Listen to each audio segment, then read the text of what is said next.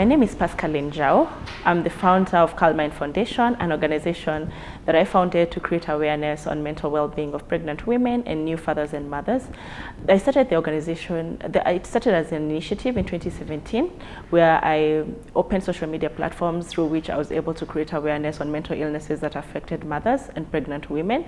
The reason I started this initiative was because I suffered from postpartum depression myself, and in that place where I was, I realized there was very little information in regarding to mental illnesses that affect pregnant women and the new mothers. And so I thought that it was wise for me to just come up with a platform where I'm able to share this information, and perhaps another mother out there would be able to access this information and realize that they're not alone, and that they also might have signs and symptoms from which they're able to know that they actually do need help and maybe support and sometimes even medication. I decided to found an organization, Calmine Foundation, and so what I do is that I promote I promote mental well-being of pregnant women and the new mothers and fathers through education, support, and advocacy. And how we do education, how we promote through education is through our platforms, like I mentioned, our social media platforms. We also do normally hold events through which we are able to also give information to new mothers, to pregnant women, to the society and the communities in regards to mental illnesses. We also do offer support. We have a WhatsApp group of 150 moms through which we are able to give each other peer-to-peer support.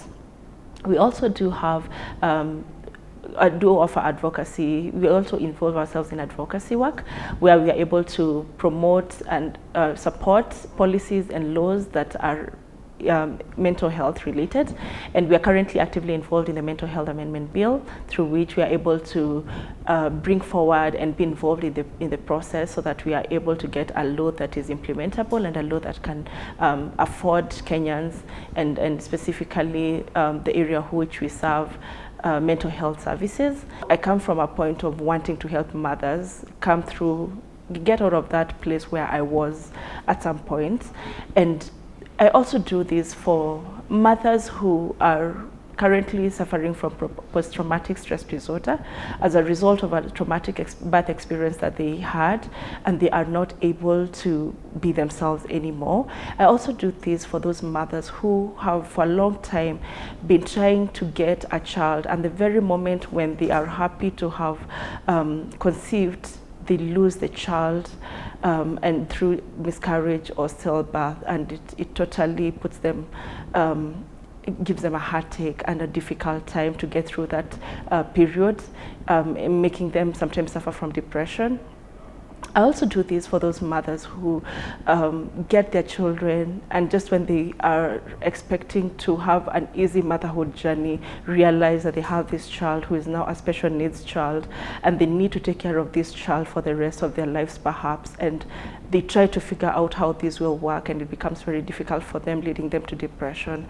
I do this for this mother who is overwhelmed, who is sad, and who is not sure that she can do this motherhood journey anymore, and feels like taking their own life is the only way to do this. For every 10 mothers, there is one who at least has a mental illness. And so much as it's a difficult conversation, there had to be someone who's going to be the voice for the voiceless, and it chose to be that voice. I would say that one of the challenges that we have faced in this journey is being able to bring mothers to talk about the challenges they go through, because the society has made us believe that motherhood is a natural thing, and so everyone else is doing it okay, so you should also be able to do it okay. Unfortunately, it is not the truth. Motherhood comes with its challenges. Some are able to cope, others are not able to cope as well, and it doesn't mean that they are failures, it doesn't mean that they are weaker, it just means that people are different. And so it is very important for us to have this conversation, an honest conversation, so that other mothers are also able to learn from the mothers who have been through this journey. But it has not been easy to have that conversation with other mothers. We have been able to partner with some organizations in our work. We do have a Kawangware support group session, where we are able to support mothers in Kawangware slum with the support groups.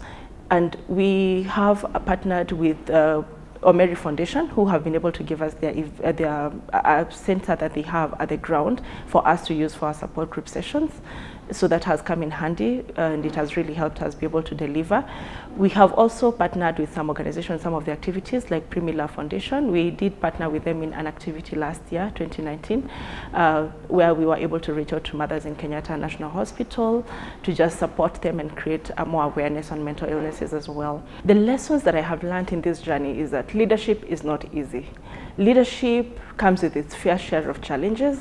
There are days you'll wake up and you're not sure whether you even want to continue doing what you're doing. But the thing that you have to remember, and what has kept me going, is the reason why I am doing what I'm doing.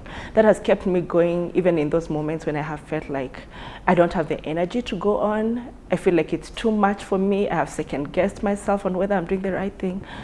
But the fact that I know the reason why I'm doing what I'm doing, and the reason why, because I have a vision for why I'm doing what I'm doing, it has kept me going. And to all those other mothers out there who would want to make a difference in their communities but do not know where to start, what I can tell you is that when you want to make a difference in the community, you don't have to start it big. You don't have to have everything figured out.